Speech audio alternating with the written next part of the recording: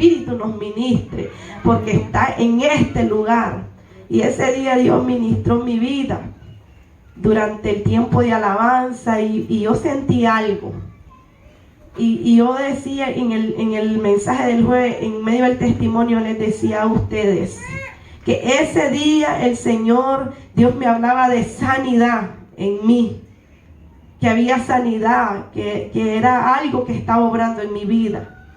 Y fue cuando el pastor, cuando él tomó el tiempo, y no fue porque él quiso, yo no sé cuántos tenían abierto el ojo del entendimiento, cuántos estaban escuchando, pero en medio de la prédica que él tenía, vino algo de parte de Dios sobre él y él empezó a ministrar. Y él empezó a decir, fue cuando él dijo, yo ya les he dicho que aprovechen cuando hay estos momentos, porque no es siempre que Dios viene y derrama esa gloria. Y él empezó a ministrar y empezó a dar palabras y empezó a decir, a nombrar sanidades.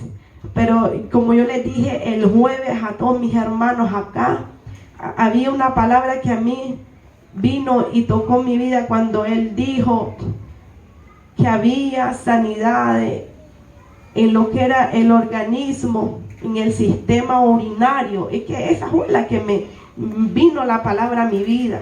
Y yo dije, Señor, estás haciendo algo. Y yo me llené ese día. Yo empecé a danzar, a brincar. Yo no sé, pero algo estaba ministrando mi vida. Yo decía, Señor, tú me estás sanando.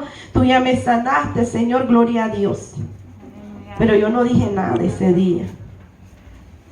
Yo sentí la liberación de parte de Dios. Yo sentí la sanidad de parte del Señor, pero yo no lo dije. Y pasó de que, como yo les dije, Dios tiene propósitos en nuestra vida y todo lo tiene bajo control. No pensaba predicar jueves, pero fue la voluntad de Dios que yo lo hiciera.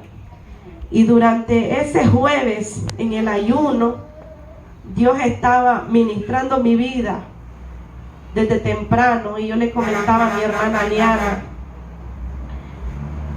el día de ayer, yo le decía, ese día jueves, Dios hablaba en mi vida. Y Él me decía, tú tenés que estar confiada porque tú no vas a hablar, yo voy a hablar.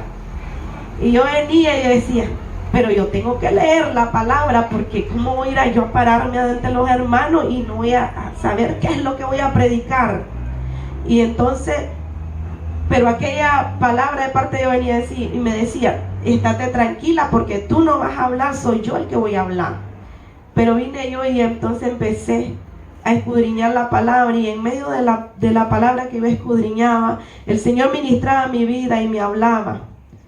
Y en el libro de Ezequiel, en el capítulo 3, hay una palabra donde dice el deber de la atalaya. Y esa palabra golpeó mi vida en el día por la mañana, antes del ayuno, antes de estar aquí. Y Dios me decía, el deber de la atalaya es publicar la palabra de Dios, publicar las maravillas de Dios. Y si nosotros estamos llamados y Dios nos da una palabra para una persona, no nos quedemos callados, porque Dios sabe lo que va a hacer. No tengas miedo cuando estás bajo la dirección de Dios. Si tú no ayunas, si tú no oras, pues entonces no digas nada, porque no sé qué espíritu tal vez está gobernando tu vida. Pero si tú estás en ayuno, estás en oración y el poder de Dios desciende sobre ti y empieza a hablarte, no tengas temor, porque Dios es el que quiere que digas algo de parte de Él. Entonces, ese día Dios ministraba a mí y yo decía, bueno, yo le voy a decir a las hermanas, les había contado un sueño que había tenido con un hermano y yo les dije, bueno, hermanas, después del ayuno vamos a ir el domingo después del culto a visitar a este hermano, porque es mi deber llevarle esa palabra. Ya si él hace caso o no, ya eso ya queda libre de mí, pero yo tengo que ir. Pero durante ese ayuno, hermanos, yo seguía con la inquietud de la prédica de la tarde, cuando Dios vino y me sorprendió.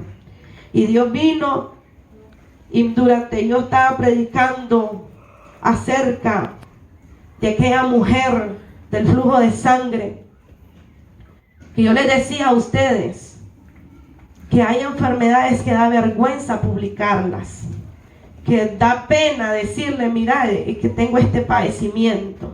Y cuántas mujeres se callan. Pero déjeme decirle que cuando Dios obra en tu vida, a ti la vergüenza se te va.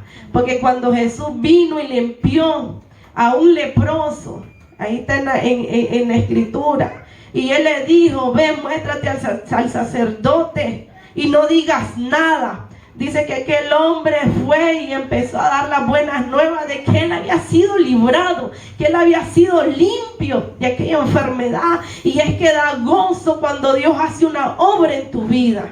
Y yo no sé cuántos se quedan callados cuando Dios hace algo. Porque ese es un leproso, pero también la Biblia habla de 10 leprosos en otra lectura, donde él vino. Dice que aquellos hombres estaban de lejos.